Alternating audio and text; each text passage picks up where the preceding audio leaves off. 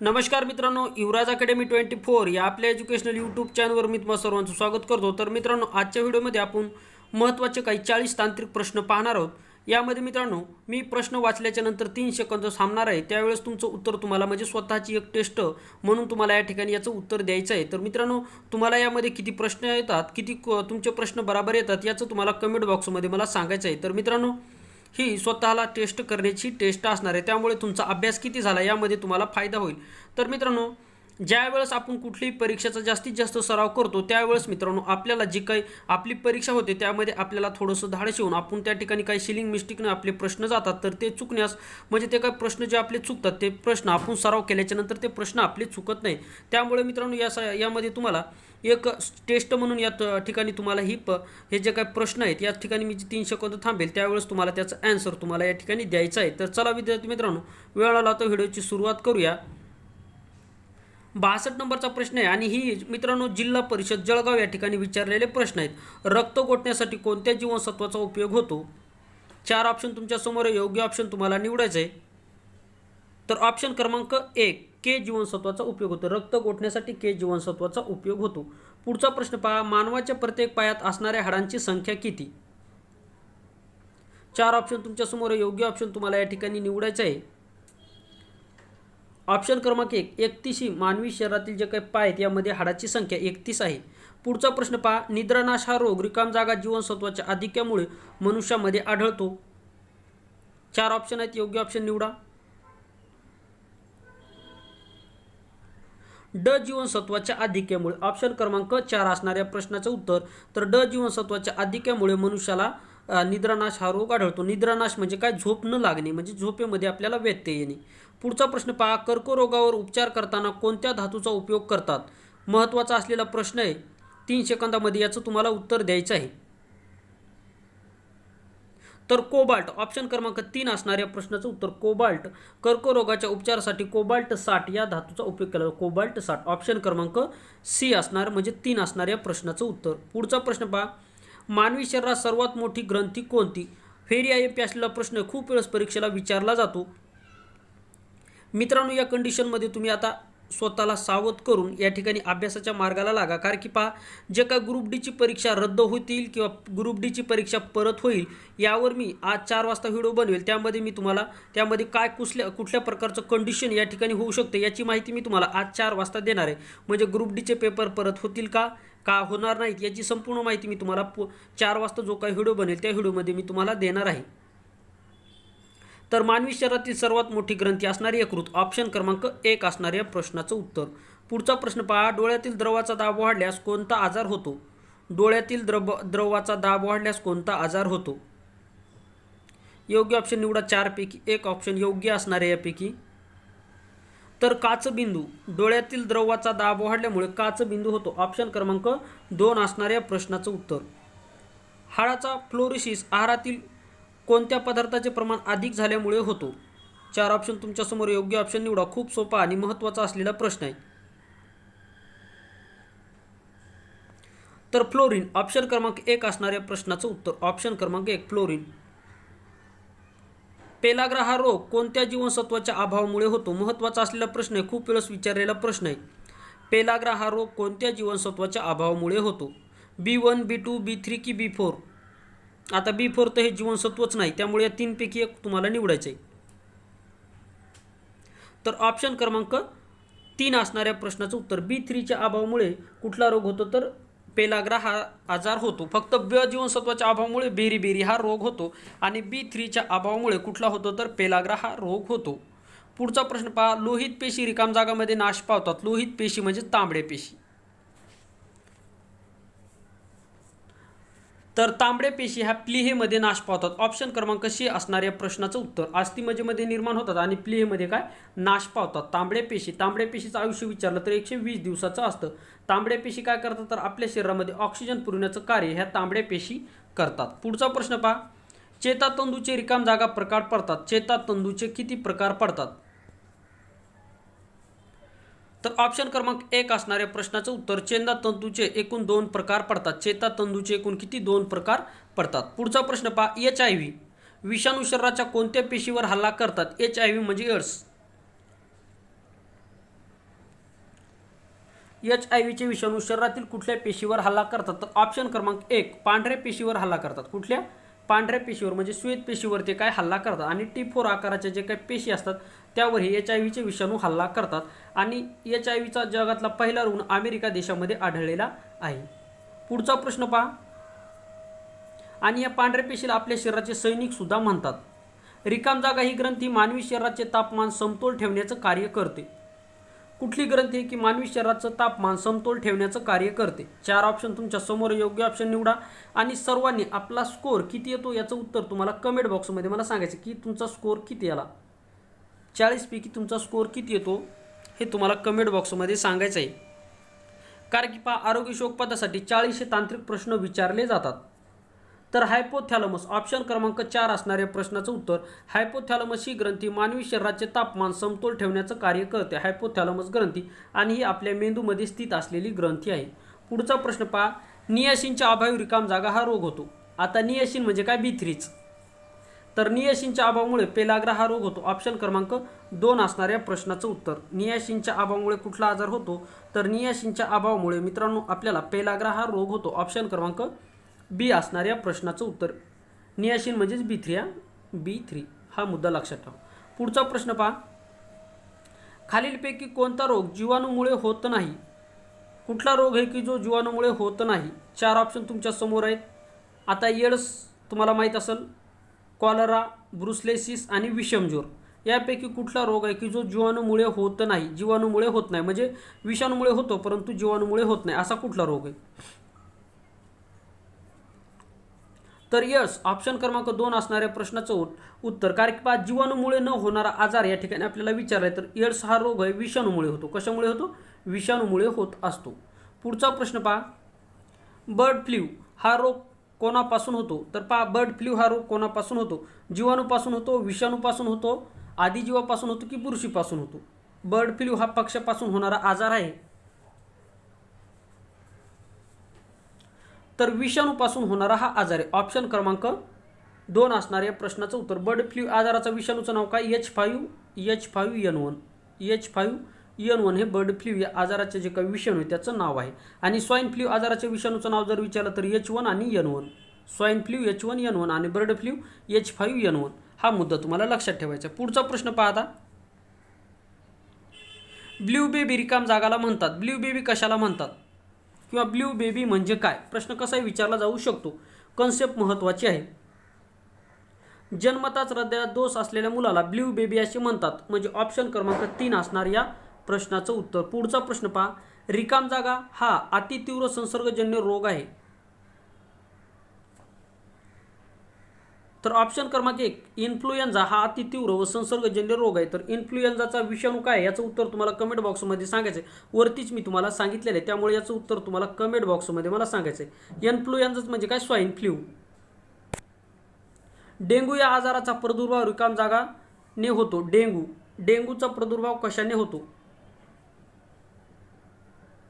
तर डेंग्यूचा प्रादुर्भाव ऑप्शन क्रमांक 2 असणाऱ्या प्रश्नाचं उत्तर, एडिस इजिप्ती या डासामुळे डेंग्यूचा प्रादुर्भाव होतो. एडिस इजिप्ती या डासामुळे डेंग्यूचा प्रादुर्भाव होतो. आणि ह्यूताप म्हणजे मलेरिया ॲनाफिलीस डासामुळे होत असतो. तर उंदरावरील पिसवाच्या अंगामुळे कुठला रोग होतो? तर उंदराच्या पिसवावरील जे अंगामुळे आपल्याला कुठला आजार होतो? पहा,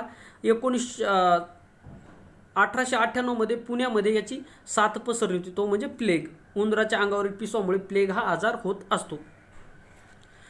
पुढचा प्रश्न पहा. हिमोग्लोबिन निर्मितीत रिकाम जागा हा महत्त्वाचा घटक आहे. हिमोग्लोबिन निर्मितीत कुठला महत्त्वाचा घटक आहे? तर ऑप्शन क्रमांक 3 असणाऱ्या प्रश्नाचं उत्तर, हिमोग्लोबिन निर्मिती म्हणजे फॉलिक ॲसिड हा महत्त्वाचा घटक आहे. फॉलिक ॲसिड पहा, ज्यावेळेस माता गरोदर असतात त्यांना त्यावेळेस फॉलिक ॲसिडच्या गोळ्या दिल्या जातात. म्हणजे या फॉलिक ॲसिडच्या गोळ्या काय करतात? तर शरीरामध्ये हिमोग्लोबिनची निर्मिती करण्यासाठी मदत करतात. म्हणजे फॉलिक ॲसिड म्हणजे काय? B9. फॉलिक ॲसिड म्हणजे काय? B9. पुढचा प्रश्न पहा. गुणसूत्राच्या खंडांना रिकाम जागा असे म्हणतात. गुणसूत्राच्या खंडांना काय म्हणतात? तर गुणसूत्राच्या खंडांना जीन्स असे म्हणतात. ऑप्शन क्रमांक 3 असणाऱ्या प्रश्नाचं उत्तर. पुढचा प्रश्न पहा. रिकाम जागा ही हृदयाकडून संपूर्ण शरीराला शुद्ध रक्ताचा पुरवठा करते. रिकाम जागा ही हृदयाकडून संपूर्ण शरीराला शुद्ध रक्ताचा पुरवठा करते. नीला करते, फुफ्फुस धमनी करते, रोहिणी करते की यापैकी नाही? महत्त्वाचा प्रश्न आहे. याचं उत्तर तुम्हाला कमेंट बॉक्समध्ये मला सांगायचं आहे. लवकरात लवकर उत्तर द्या. 4 ऑप्शन तुमच्या समोर आहेत. तर रोहिणी ऑप्शन क्रमांक 2 असणाऱ्या प्रश्नाचं उत्तर रोहिणी. आता रोहिणी म्हणजेच काय मित्रांनो? धमन्या. रोहिणी म्हणजेच काय? धमन्या. म्हणजे जी काही रोहिणी आपल्या शरीरामध्ये जे काही हृदयामध्ये रक्त शुद्ध होतं तर ते रक्त शरीराच्या इतर भागाकडे पुरवण्याचं कार्य ह्या रोहिण्या करत असतात. आणि आपल्या शरीरामध्ये यूज झालेलं रक्त म्हणजे जे काय आपल्या शरीरामध्ये इतर पेशींनी यूज केलेलं जे काय रक्त आहे ते की त्याच्यामधलं ऑक्सिजन निघून जातो तर ते रक्त आपल्या हृदयाकडे आणण्याचं कार्य नीला करत असतात. म्हणजे नीलामध्ये अशुद्ध रक्त असतं तर रोहिण्यामध्ये म्हणजे शिरामध्ये शुद्ध रक्त असतं. हा सुद्धा पॉईंट तुम्हाला लक्षात ठेवायचा आहे, परीक्षेसाठी महत्त्वाचा आहे. शरीराच्या एकूण वजनाच्या सुमारे रिकाम जागा भाग स्नायूंनी बनलेला आहे. शरीराच्या एकूण वजनाच्या सुमारे रिकाम जागा भाग हा स्नायूंनी बनलेला आहे. तर पहा 2/3 भाग म्हणजे ऑप्शन क्रमांक 3 असणाऱ्या या प्रश्नाचं उत्तर शरीराच्या एकूण वजनाच्या सुमारे 2/3 भाग हा स्नायूंनी बनलेला आहे. आणि आपल्या शरीरामध्ये एकूण किती स्नायू? तर 639 स्नायू हे आपल्या शरीरामध्ये आहेत. पुढचा प्रश्न पहा. रिकाम जागा हे ग्लुकोजचे कोठार मानले जाते. यकृत, जठर, मोठे आतडे की लहान आतडे? 4 ऑप्शन तुमच्या समोर आहे. योग्य ऑप्शन तुम्हाला निवडायचं आहे. तर ऑप्शन क्रमांक 1 यकृत हे ग्लुकोजचे कोठार म्हणून मानले जाते. ऑप्शन क्रमांक 1 असणाऱ्या प्रश्नाचं उत्तर. आणि मानवी शरीरातील सर्वात मोठी ग्रंथी सुद्धा यकृत आहे. पित्ताचा रंग रिकाम जागा असतो. पित्ताचा रंग कसा असतो? पित्त रस. तर पित्ताचा रंग असतो पिवळा. ऑप्शन क्रमांक 1 असणाऱ्या प्रश्नाचं उत्तर. पुढचा प्रश्न पहा. रिकाम जागामुळे मूत्राशयात खडा निर्माण होतो. तर कॅल्शियम ऑक्झोलेटमुळे मूत्राशयामध्ये खडा निर्माण होतो. ऑप्शन क्रमांक 4 असणाऱ्या प्रश्नाचं उत्तर. कॅल्शियम ऑक्झोलेटमुळे मूत्राशयामध्ये काय होतो? खडा निर्माण होतो. ऑप्शन क्रमांक 4 असणाऱ्या प्रश्नाचं उत्तर. पुढचा प्रश्न पहा आता. लाळेमध्ये रिकाम जागा नावाचे विकर असते. 4 ऑप्शन तुमच्या समोर आहे. योग्य ऑप्शन तुम्हाला निवडायचं आहे. तर लाळेमध्ये टायलिन. ऑप्शन क्रमांक 1 असणाऱ्या प्रश्नाचं उत्तर. लाळेमध्ये टायलिन नावाचे विकर असते. पुढचा प्रश्न पहा. मनुष्याच्या मेंदूतील सर्वात मोठा भाग म्हणजे? आता मनुष्याच्या मेंदूतील सर्वात मोठा भाग कुठला? 4 ऑप्शन तुमच्या समोर आहे. योग्य ऑप्शन तुम्हाला निवडायचे. सराव होणं खूप महत्त्वाचं आहे. तर मित्रांनो हे जर तुम्ही सराव करत राहिले तर आगामी जे काही परीक्षा आहे त्यामध्ये तुम्हाला नक्की त्याचा फायदा होईल. एक तुम्हाला कॉन्फिडन्स येतो, तुमची सिलिंग मिस्टेकचं होत नाही. आणि दुसरी महत्त्वाची गोष्ट म्हणजे याचा फायदा असा होतो की तुमचे जे काही प्रश्न किती बरोबर आलेत, तुमच्या लक्षात किती राहिले आणि म्हणजे तुम्ही स्वतःचं मूल्यमापन स्वतः करू शकाल. त्यामुळे मित्रांनो हे जे काही टेस्ट आहेत खूप महत्त्वाच्या असलेल्या टेस्ट आहेत. आगामी परीक्षेसाठी तुम्हाला नक्की याचा फायदा होईल. मनुष्याच्या मेंदूतील सर्वात मोठा भाग रिकाम जागा असतो. तर ऑप्शन क्रमांक 1 प्रमस्तिष्क हा मनुष्याच्या मेंदूतील सर्वात मोठा भाग आहे. प्रमस्तिष्क ऑप्शन क्रमांक 1 असणाऱ्या प्रश्नाचं उत्तर. ही मानवी शरीरातील सर्वात मोठी नलिका विरहित ग्रंथी आहे. पहा प्रश्न फक्त जर असा आला मानवी शरीरातील सर्वात मोठी ग्रंथी कुठली तर यकृत उत्तर लिहायचं. परंतु या ठिकाणी प्रश्न फिरलेला आहे. पहा प्रश्न असा विचारला आहे की रिकाम जागा ही मानवी शरीरातील सर्वात मोठी नलिका विरहित ग्रंथी आहे. मग ज्या ग्रंथीला नलिका नाही अशी सर्वात मोठी ग्रंथी कुठली? तर ऑप्शन क्रमांक डी असणाऱ्या प्रश्नाचं उत्तर म्हणजे 4. म्हणजे कंठस्थ ग्रंथी ही मानवी शरीरातील सर्वात मोठी नलिका विरहित ग्रंथी आहे. आता पुढचे प्रश्न पाहूयात आपण.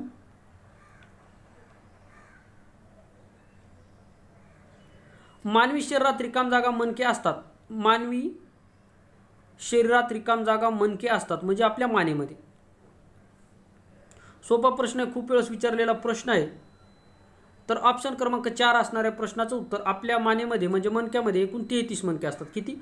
ऑप्शन क्रमांक 4 असणाऱ्या प्रश्नाचं उत्तर. पुढचा प्रश्न पहा. हिमोग्लोबिन हे रिकाम जागा संयुग आहे.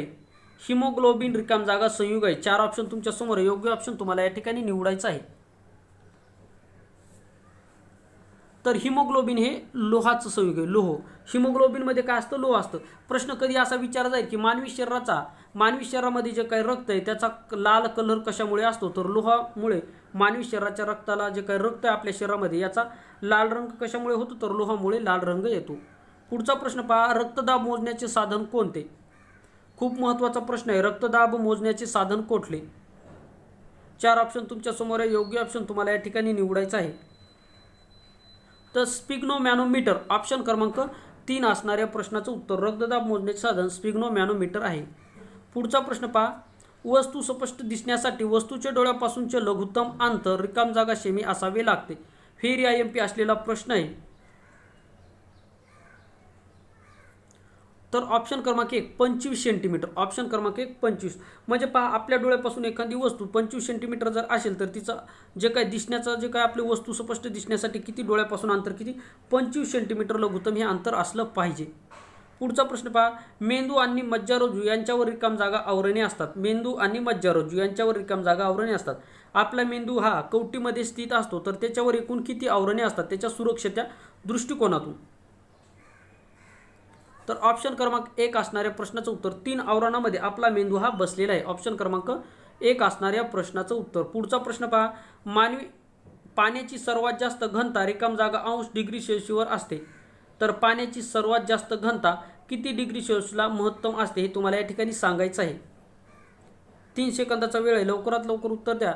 खूप वेळेस विचारलेला प्रश्न आहे. तर ऑप्शन क्रमांक 1 असणाऱ्या प्रश्नाचं उत्तर 4 डिग्री फॅरेनहाईटला जे काय पाण्याचं जे सर्वसाधारण तापमान सर्वात जास्त असतं. ऑप्शन क्रमांक 1 असणाऱ्या प्रश्नाचं उत्तर म्हणजे पाण्याची सर्वात जास्त जी काही घनता आहे तर 4 डिग्री सेल्सिअसला सर्वात जास्त असते.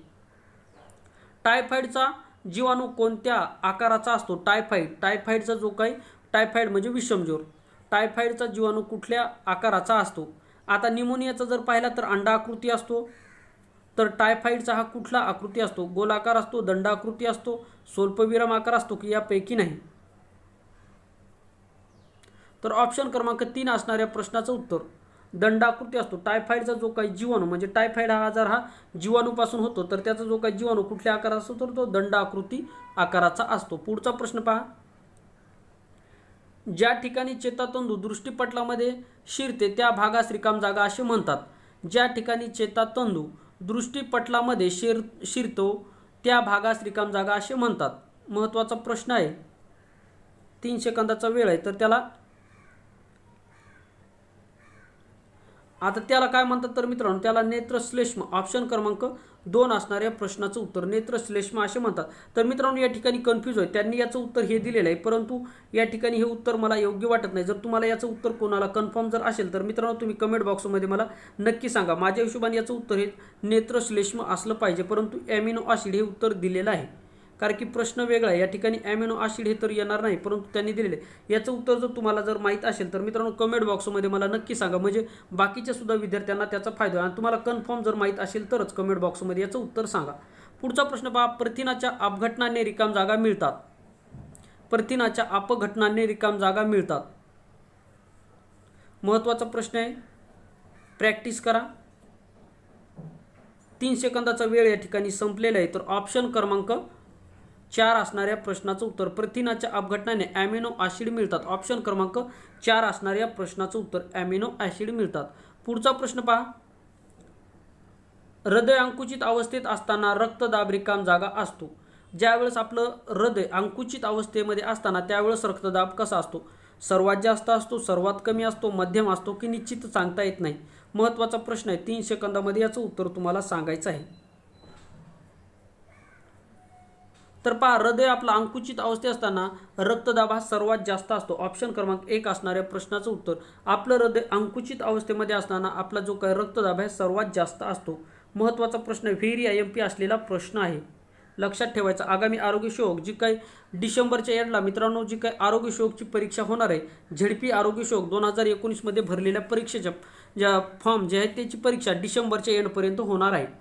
आता या शेवटचा प्रश्न पहा, लहान आतड्यातील रिकाम जागा विकारामुळे प्रथिनाचे पचन होते. लहान आतड्यातील रिकाम जागाच्या विकारामुळे प्रथिनाचे पचन होते. 3 सेकंदाचा वेळ आहे. योग्य ऑप्शन तुम्हाला या ठिकाणी निवडायचा आहे.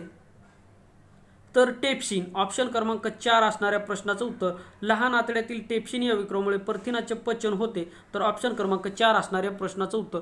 तर मित्रांनो या ठिकाणी आता तुम्हाला एकूण 39 प्रश्नापैकी तुमचे किती क्वेश्चन बरोबर आले याचं तुम्हाला कमेंट बॉक्समध्ये मला सांगायचं आहे. तर मित्रांनो या ठिकाणी तुम्हाला 30 आले तर 30 लिहा, या ठिकाणी जर 32 आले तर 32 लिहा. म्हणजे जेवढे तुमचे प्रश्न 39 पैकी बरोबर येतील त्याचं तुम्हाला याच ठिकाणी कमेंट बॉक्समध्ये मला सांगायचं आहे. तर मित्रांनो, ही जी काही प्रॅक्टिस सेट आहे या प्रॅक्टिस सेटचा तुम्हाला नक्की आगामी परीक्षेमध्ये फायदा होईल.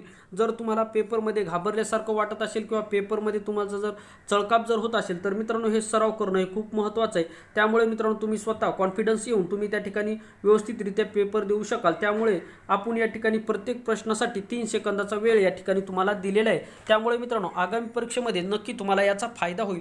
तर मित्रांनो, या ठिकाणी आपण थांबूयात. व्हिडिओ कसा वाटला कमेंट बॉक्समध्ये नक्की सांगा. चॅनलवर नवीन असाल तर मित्रांनो चॅनलला सबस्क्राईब करा आणि डिसेंबरच्या एंडपर्यंत आरोग्य विषयोगाचे जे काही परीक्षा आहेत मित्रांनो, हा 100% होणार आहे. त्यामुळे अभ्यासाच्या तयारीला तुम्ही आजपासून लागा. आणि आज 4 वाजता जो काही व्हिडिओ बनेल त्यामुळे मित्रांनो, ग्रुप डीचा जो काही पेपर आहे यामध्ये पेपर परत होईल किंवा नाही यावर आपण थोडासा अंदाज आपण 4 वाजताच्या जे काही व्हिडिओ टाकेल त्यामध्ये मी तुम्हाला त्या ठिकाणी तुम्हाला सांगणार आहे. पेपर रद्द होईल तर का होईल, का होणार तर का नाही होणार याची म्हणजे संपूर्ण माहिती म्हणजे यावर एक आपण ओव्हरलुक या ठिकाणी आपण करणार आहोत. जेणेकरून मित्रांनो, या ठिकाणी म्हणजे आपल्याला एक अंदाज येऊन जाईल की जे काही ग्रुप डीचा जो काही पेपर आहे परत होणार किंवा नाही. तर मित्रांनो, आज 4 वाजताचा व्हिडिओ तुमच्यासाठी महत्त्वाचा असणार आहे. तर मित्रांनो, या ठिकाणी आपण थांबूयात. थँक्यू, धन्यवाद.